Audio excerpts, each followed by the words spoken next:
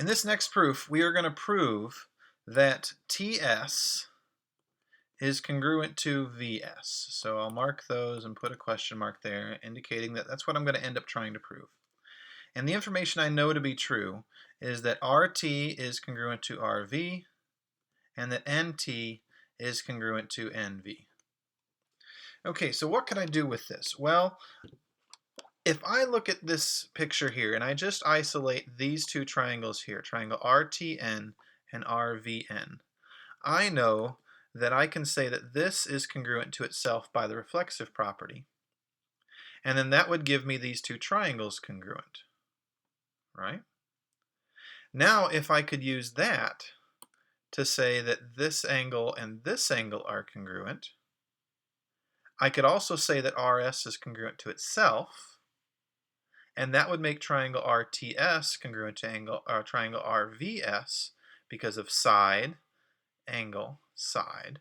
And that would mean that these two segments are congruent because they're corresponding parts. So to kind of lay that out here, let's kind of spell that out. What we're going to do is we're going to say that triangle RTN is congruent to triangle RVN, which is going to let us say that angle TRN is congruent to angle VRN, which we can then use along with the fact that RS is congruent to itself to say that triangle RTS is congruent to triangle RVS, which would mean that segment TS is congruent to segment VS. This is the basic idea of what we're going to try and do.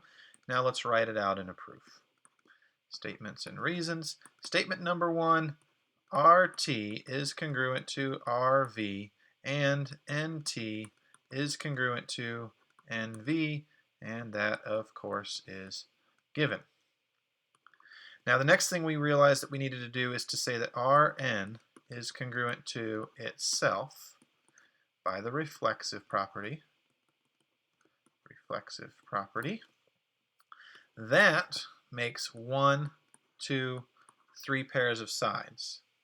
So that was what we needed in order to do this first kind of important step of our proof, to say that triangle RTN is congruent to triangle RVN by, oops, not number 4, this would be reason number 3, by side, side, side.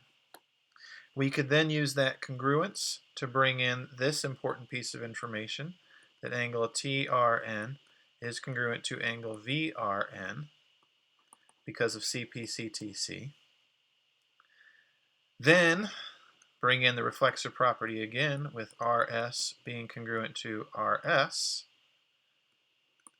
Reflexive property again. And now, maybe do a little color coding here.